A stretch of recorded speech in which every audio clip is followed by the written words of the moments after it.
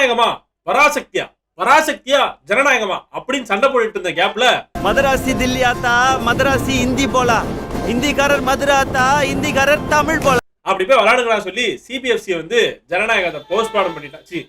Postman ஐயோ பாத்தீங்களா என்ன இன்னைக்கு ரொம்ப ஜாம் ஆகுது. ஜனநாயகத்தை வந்து போஸ்ட்போன் பண்ணிட்டாங்க. அத்தனை பேரை போட்டு அடிச்சியே நீ சூப்பர்மேனா? நான் சாதா மேன் தான் பேபி. அதை செய்யற சம்பவம்லாம் சூப்பரா இருக்கும்னு சொல்லுவாங்க. ஆக்சுவலா ரொம்ப கஷ்டமா இருந்துச்சு எங்களுக்கு ரொம்ப கஷ்டமா இருந்துச்சு இல்லையோ, பராசக்தி டீமுக்கு ரொம்ப ரொம்ப கஷ்டமா இருந்துச்சு. ஏன் அப்படின்னா எப்படியாவது ஜனநாயகத்தை ரிலீஸ் பண்ணி கூட பராசக்தி உள்ள விட்டோம் அப்படின்னா ஜனநாயகனை க்ளோஸ் பண்ணிட்டு பராசக்தி மேலே வந்துடும் நினைச்சாங்க. ஆனா ஜனநாயகம் வந்து போஸ்ட்போன் ஆயிடுச்சு. ஃபைனலி பராசக்தி உள்ள வந்துருச்சு. இப்போ இந்த பராசக்திக்கு நான் வரேன். அதாவது பார்த்தீங்கன்னா இதுல வந்து எந்த அளவுக்கு, அதாவது பராசக்திக்கு பதிலாக ஸ்கேம் சக்தி அப்படின்னு நம்ம சொல்லலாம்னு நினைக்கிறேன். ஏன் அப்படின்னா படத்தோட பாட்டுல இருந்து படத்தோட ஸ்டோரி வரைக்கும் எல்லாமே ஸ்கேமா இருக்குங்க. நீங்க படம் பார்த்திருந்தா உங்களுக்கு தெரிஞ்சிருக்கும். கிட்டத்தட்ட படம் ரிலீஸ் ஆகி 3 நாள் ஆச்சு. மாநிலங்களிலும் இந்தியை அதிகாரப்பூர்வமாக ஆட்சி மொழியாக்கும் சட்டம் இயற்றப்பட உள்ளது. ஒரு சில பேர் பார்த்தீங்கன்னா படம் நல்லா இருக்குங்கிறாங்க, சில பேர் இல்லை ப்ரோ ஆவரேஜுங்கிறாங்க, சில பேர் வந்து நல்லா இல்லை அப்படிங்கிறாங்க. இதுக்கு காரணம் வந்து காரணம் வன்மம், இன்னொன்று வந்து டிஎம்கே மேல இருக்க கோவம். இது ரெண்டும் சேர்ந்து தாங்க இந்த பராசக்தியை போட்டு இப்போ ஊம குத்தா குத்துறாங்க. ஆக்சுவலா இதுல சுண்டலி மாதிரி மாட்டினது யாருன்னா நம்ம சிவகார்த்திகேயன் அவர்கள் தான். ஏன் அப்படின்னா அவர் பாட்டுக்கு ஜாலியா படம் பண்ணிட்டு சரி என்டர்டைன்மெண்ட் பண்ணிட்டு சும்மா அந்த ஹீரோ மாதிரி இந்த ஹீரோ மாதிரி பண்ணிட்டு கொஞ்சம் ஓட்டிட்டு இருந்தாரு. திடீர்னு தம்பிங்க வாங்க என்ன பண்றீங்க, சார் இப்பதான் சார் டான் ஒரு படம் முடிச்சேன். அப்படியா இன்னைக்கு தான் சார் கோலிவுட் டான் அப்படின்னு சொல்லி இந்தாங்க 50 கோடி, நான் சொல்ற படத்தை நீங்க நடிச்சா மட்டும் போதும் அப்படின்னாங்க. 50 கோடியா, பரவாயில்ல நமக்கு நிறைய கடன் வெளியே இருக்கு அப்படின்னு சொல்லி நடிச்சிட்டாரு. நடிச்சு படமும் வெளியான்ட்டு படம் நல்லா தான் இருக்கு, அந்த அளவுக்கு மோசம்னு சொல்ல முடியாது. எனக்கு ஹிந்தி சொல்லி கொடு. இப்படி அழுக்கு மூட்டையா வந்தா மண்டையில எப்படி ஏறும்? பட் அதுல யூஸ் பண்ண ஹிஸ்டரி தான் கொஞ்சம் குளறுபடியா இருக்கு. என்ன சொல்ல வந்தாங்கன்னே புரியல. அதாவது இவங்க மத்த லாங்குவேஜ், மத்த ஸ்டேட் லாங்குவேஜுக்கு முட்டு கொடுக்குறங்கிற பேர்ல இந்த கிளைமேக்ஸ் வச்சாங்களா, இல்ல வந்து இது இப்படி வச்சா நமக்கு பிசினஸ் ஆகும் அப்படின்னு சொல்லி வச்சாங்களான்னு தெரியலங்க. அதாவது பாத்தீங்கன்னா இந்த புறநானூறுங்கிறது பாத்தீங்கன்னா 1960s நடந்த ஒரு மிகப்பெரிய புரட்சி. அதாவது இந்தி திணிப்புக்கு நடந்த ஒரு மிகப்பெரிய போராட்டம், நம்ம தமிழ் மக்கள் வந்து நடத்திய போராட்டம்.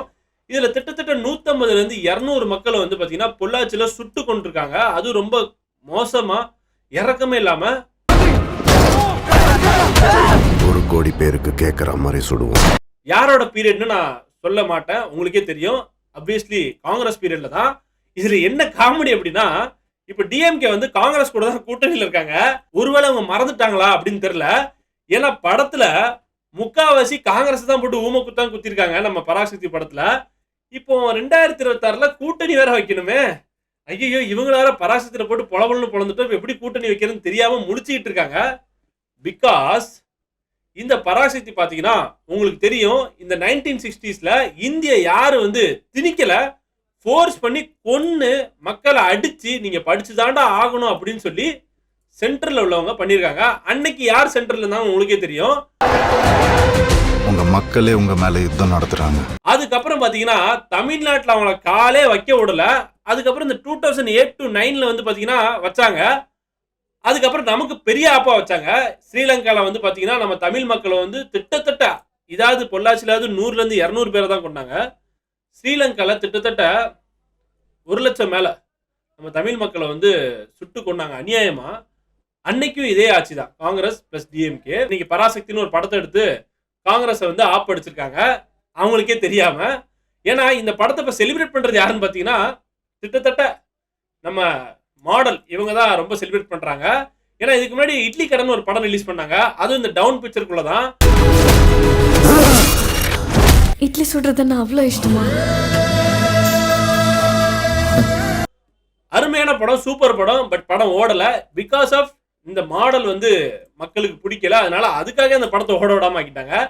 இப்ப பராசக்திக்கு அதான் நிலைமை வருமானு பாத்தீங்கன்னா 50-50 சொல்லலாம் மக்களே. நல்ல வேலை ஜனநாயகம் உள்ள வரல, வந்துருச்சுன்னு நினைச்சோங்களேன். இங்கேயும் ஒரு அடி இங்கேயும் ஒரு அடின்னு சொல்லி ஜனநாயகம் தான் அப்படி டாப்ல இருந்திருக்கோம். ஏன் அப்படின்னா ஒண்ணு படத்துல வந்து இன்ட்ரெஸ்டிங் ஃபேக்ட் இருக்கணும், இல்ல அப்படின்னா பொலிட்டிக்கல் மூவா இருந்து நம்மள வந்து ஒரு உணர்ச்சி கொண்டு வந்திருக்கணும். படத்துல ரெண்டுமே இல்லை.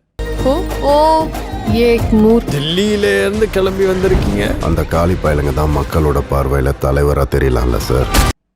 படம் எப்படி போயிட்டு இருக்குன்னா, அதாவது அங்க போகுது இங்க போகுது லவ் போகுது உள்ள அது வருது இது வருதுன்னு, டேய் இது போராட்டம் பண்ணீங்க, அது எப்போ வரும்? ப்ரீ இன்டர்வல்ல வருது. அது நல்லா இருந்துச்சு. அப்புறம் 1-2 சீன் வந்து நல்லா இருந்துச்சு. ஓவரால் படம் பார்த்தீங்கன்னா இந்த பிரெட்டை பிச்சு பிச்சு பிச்சு பிச்சு கீழே போட்டு இப்போ இதெல்லாம் ஒன்றா ஒட்டவை அப்படின்னு சொன்னால் எப்படி இருக்கும் அந்த மாதிரி இருக்குது சார். ஏன்னா சுதா கொங்கராவ் எடுத்த ப்ரீவியஸ் படம் பார்த்தீங்கன்னா சூரிய போட்டராகட்டும் இறுதி சுற்றாகட்டும், உன்னை நம்பி இருக்கோம்டா, ஜெயிச்சிடுறா. டேய் வாணனா அவங்க அப்பா விட்டு சொத்தா மொத்த நீ ஃப்ளைட் இருக்கடா நான் பாத்துக்கிறேன். என்னில இருந்து நீ கோச்சிங் பண்ணக்கூடாது, பாக்ஸிங் பண்ணக்கூடாது. இது பார்க்கும்போது நமக்கே எப்படியா ஜெயிச்சிடணும்டா லைஃப்ல அப்படின்னு சொல்லி ஒரு ஆர்வம் வரும். இது பார்க்கும்போது ஒன்று நமக்கு மொழிப்பற்று வரணும், தமிழை நம்ம இனிமேல் விட்டு கொடுக்கூடாதா அந்த ஒரு ஃபீல் வரணும். இல்லையா சார் இவ்வளோ கொடுமை நடந்திருக்கு நம்மளால இவங்களை விடக்கூடாதா அப்படின்னு ஒரு சின்ன ஒரு கோவமாவது வரணும். இது ரெண்டுமே வரல. ஆனா தமிழர்கள் ஹிந்திக்கு எதிரானவங்க இல்லைன்னு நான் நினைக்கிறேன். நாங்க ஹிந்தி திணிப்புக்கு தான் எதிரானவங்க, ஹிந்திக்கோ ஹிந்திக்காரங்களுக்கோ இல்லை. பிகாஸ் ஸ்க்ரீன் பிளேல பெருசாக ஒர்க் பண்ணல.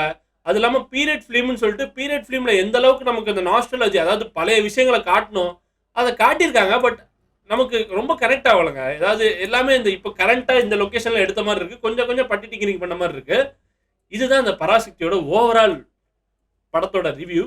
பட் இது ரிவ்யூ மட்டும் இல்லை, இது புறநானூறுங்கிறது ஒரு பெரிய புரட்சி. இந்த புரட்சியை கரெக்டாக கையாளுந்துருந்தாங்கன்னா இன்னைக்கு பராசக்தி பார்த்தீங்கன்னா வேர்ல்டு லெவலில் பேசப்பட்டிருக்கோம். S obvious. ஏன்னா இதுக்கு முன்னாடி பொள்ளாச்சியில் நடந்த இஷ்யூலாம் பார்த்தீங்கன்னா ஏங்க இறக்கமே இல்லாமல் சின்னதுலேருந்து பெருசு எல்லாத்தையும் சுட்டு கொண்டிருக்காங்க. அதுவும் பேசக்கூட டைம் இல்லை, யாராவது கேள்வி கேட்கலாம் சுட்டுருங்க அப்படின்னு சொல்லி சுட வச்சுருக்காங்க. இது 1963 நடந்தது. ஸோ மக்களே, இந்த மாதிரியான விஷயங்கள் வந்து உங்களுக்கு தெரியல அப்படின்னா தயவு செஞ்சு ஹிஸ்ட்ரியை பார்த்துட்டு இந்த படத்தை பாருங்கள். ஏன்னா நிறைய பேர் இந்த படத்தை பார்த்துட்டு இதான் உண்மை அப்படின்னு நினச்சிடுறாங்க. இதில் அவங்க உண்மை காமிச்சிருப்பாங்க, பட் பிஸ்னஸ்க்காக கொஞ்சம் விஷயத்த மாற்றிருக்கலாம். ஏன்னா கிளைமேக்ஸில் பார்த்தீங்கன்னா எல்லா ஸ்டேட்டில் இருந்து, அதாவது ஆந்திராவாக இருக்கட்டும், மலையாளம் கேரளாவாக இருக்கட்டும், மராத்தி குஜராத்தி இவங்களாம் வந்து ஹிந்தி வேணான்னு சொல்லி போராடுற மாதிரி சீன் வச்சுருக்காங்க. மக்களே பண்ணியிருந்தா நல்ல விஷயம் தான். பட் இதில் உயிர் விட்ட மக்கள் பார்த்தீங்கன்னா 100% பேர் தமிழ்நாட்டில் உள்ள மக்கள் தான் மக்களே. ஸோ அவங்கள பெருசாக ரெகக்னைஸ் பண்ணலையோன்னு சொல்லி கொஞ்சம் வருத்தமாக இருக்குது. மற்றபடி ஓகே, ஒரு டீசென்ட் வாட்ச். நாங்களாம் என்ன பயந்தோம் அப்படின்னா, ஐயோ பராசக்தி வந்துடக்கூடாதா, ஜனநாயகத்தை வந்து அடிச்சுட்டு ஓவர்டேக் பண்ணிட்டு போயிருமே, ஏன்னா பராசக்தி பீரியட் ஃபிலிம் அப்படின்னு நினச்சோம். ஆனால் என்கிட்ட கேட்டிங்கன்னா இப்போ நல்ல வேலை ஜனநாயகம் வரல. திரும்பி போற ஐடியாவே இல்லை. ஐ ஆம் கமிங். அதான் தம்பி தப்பிச்சிட்டாரு அண்ணன் வராதனால. ஏன்னா தம்பி தானே சொன்னாரு இந்த பொங்கல் அண்ணன் தம்பி பொங்கல்றான்னு சொல்லி தம்பியை ஓரம் கட்டியிருப்பாங்க. ஓகே, எனிவே இந்த பொங்கல் பார்த்தீங்கன்னா வாத்தியார் பொங்கல் சார் 14ஆம் தேதி ரிலீஸ் ஆகுது, பார்த்துட்டு என்ஜாய் பண்ணுங்க. கூடிய சீக்கிரம் Feb 14 வந்துடும் சார் ஜனநாயகம். தெரில, டிக்கெட்லாம் வெளியே வந்துட்டு படம் தான் வெளியே வரல மக்களே. ஆனால் பாருங்க ஜனநாயகம் ஆனால் பாருங்க பராசக்தி நல்லா இருக்கும். என்னோட ஒப்பீனியன் தான் சொன்னா, உங்களோட ஒப்பீனியன் என்னன்னு சொல்லி கீழே கமெண்ட் பண்ணுங்க. Until then, bye, see you, tata.